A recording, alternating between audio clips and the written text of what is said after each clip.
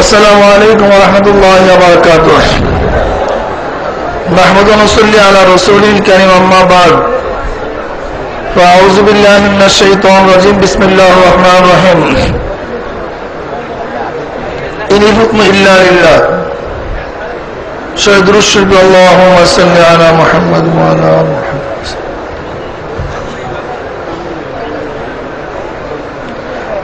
ইসলামী শাসন তথা ছাত্র আন্দোলন কর্তৃক আয়োজিত আজকে সম্মেলনে সম্মানিত সভাপতি ওলামায়ে কেরাম, সর্বস্তরের ছাত্র ভাইয়েরা আমার, আপনারা দীর্ঘক্ষণ বক্তব্য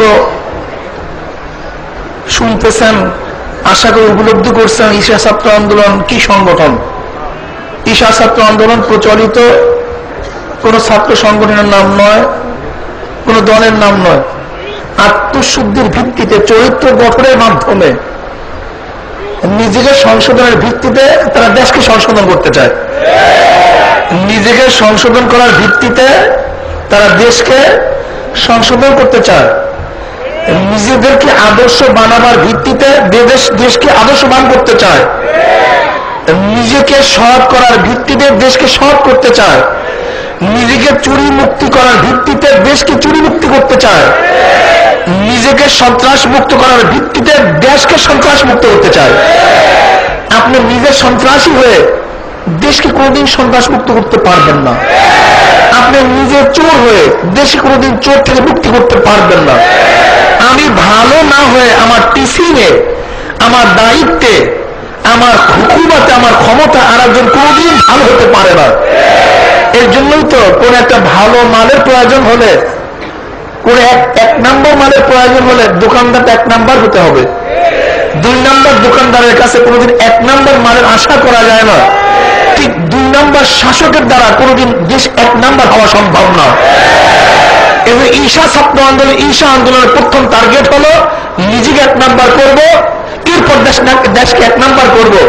এই জন্য আমাদের শায়খ রহমাতুল্লাহ আলাইহি বলছেন, সাহাবাদের অনুসরণ, ঈশা ছাত্র আন্দোলন, ঈশা আন্দোলন, আমাদের প্রত্যেকটা কাজ কর্ম সাহাবাদের অনুসরণে যদি হয় তাহলে ইনশাআল্লাহ আমি এক নাম্বার হলে দেশ এক নাম্বার হয়ে যাবে। প্রিয় ভাইরা আমার, ওলামায়ে কেরাম, আমি আপনাদের সবাইকে অনুরোধ করব, আমরা নামাজ ফরজ মনে করি। নামাজ কি? রোজা। এর প্রশিক্ষণ শুরু হয় কবে থেকে? দেখবেন বাবা মার সাথে একজন ছেলে, একজন মেয়ে 4 বছর বয়সী সিজদা দেওয়া শুরু করে। তারা নামাজ যেহেতু ফরজ, এর প্রশিক্ষণটা 4-5 বছর থেকে শুরু হয়ে যায়। রোজা যেহেতু ফরজ, দেখবেন এর প্রশিক্ষণ 5 বছর 6 বছর একটা ছেলে বা মেয়ে রোজা রাখা শুরু করে দেয়। যে ইসলামী আন্দোলন, ইসলামী হুকুমত করা ফরজ হয়ে থাকে, তাই এই প্রশিক্ষণ কবে থেকে শুরু হবে? 30 বছর পরের থেকে, 50 বছরের পরের থেকে। এর প্রশিক্ষণটা ছোটবেলার থেকে শুরু হওয়া উচিত। কি বলা ঠিক না? আপনি ভাবতেছেন ইসলাম হুকুমত করবেন আর আপনি ফতোয়া দিবেন এই মুহূর্তে ছাত্র আন্দোলন জায়েজ নাই, ওই আন্দোলন জায়েজ নাই, আর এখন নাস্তিক মুরতাদদেরকে আপনি খতম করবেন। ঘর থেকে উঠে জাগ্রত হয়ে আপনি নাস্তিক মুরতাদদেরকে খতম করতে পারবেন না। এর প্ল্যান প্রোগ্রাম তো অনেক আগে থেকে শুরু করা উচিত ছিল। যেহেতু আপনার প্ল্যান প্রোগ্রাম অনেক পরে থেকে শুরু হয়েছে, বিধায়ী নাস্তিকদের শিকড় অনেক দূরে চলে গেছে, আপনার খবর নেই। কিন্তু নাস্তিকদের শিকার কত গভীরে চলে গেছে আপনি চিন্তাও করতে পারবেন না। সব লাইনে নাস্তিককে আমাদেরকে আবদ্ধ করে ফেলছে। আপনি মিডিয়ার ক্ষেত্রে বলেন, প্রিন্ট মিডিয়া বলেন, ইলেকট্রনিক মিডিয়া বলেন, শিক্ষা বলেন, আজকে ক্ষমতা বলেন, চাকরিজীবী বলেন, অর্থ বলেন, সবই তো আজকে নাস্তিকদের চক্রের কাছে চলে গেছে। আজকে আন্তর্জাতিক লবি ওদেরকে ফু দিচ্ছে আর ওরা প্রজ্বলিত হচ্ছে, আর আমাদেরকে ওদের আগুনের মাধ্যমে আমাদের ঈমানকে ধ্বংস করা হচ্ছে। এর জন্য আমি ছাত্রদেরকে বলবো, আমার মুরব্বীদেরকে বলবো, আমার মুজাহিদ ভাইদেরকে বলবো, মুমিনদেরকে বলবো, আপনি মুসলমান, আপনার সংগঠন ইসলাম। আমি মুসলমান, আমার সংগঠন কি? আমি মুসলমান, আমার সংগঠন ইসলাম।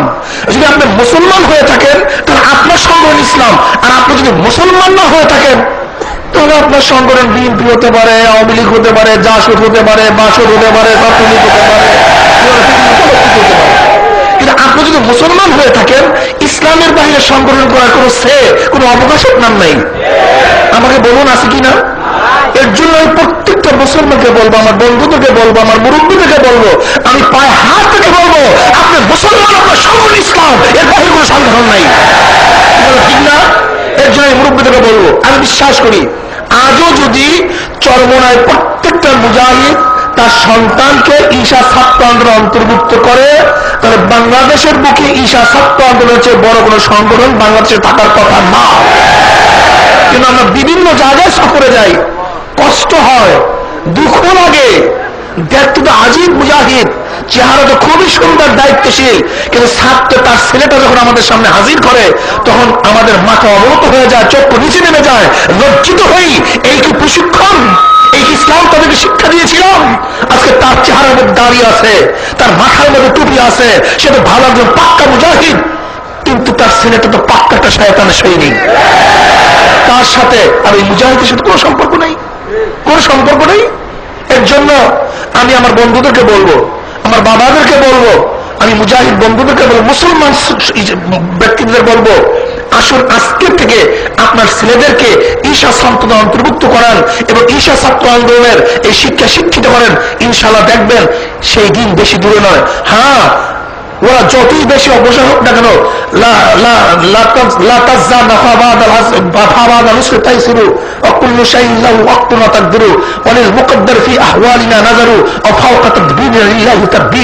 যদিও আজকে দেখছি ওদের শিকল অনেক মজবুত, কিন্তু মুসলমানরা যদি একটা হেসকে টান মারে সমস্ত শিকল উঠে যাবে ইনশাআল্লাহ। এর জন্য আসুন সেই টানের অপেক্ষা আমরা থাকি। আল্লাহ পাক আমাকে এবং আমাদের সবাইকে কবুল করেন।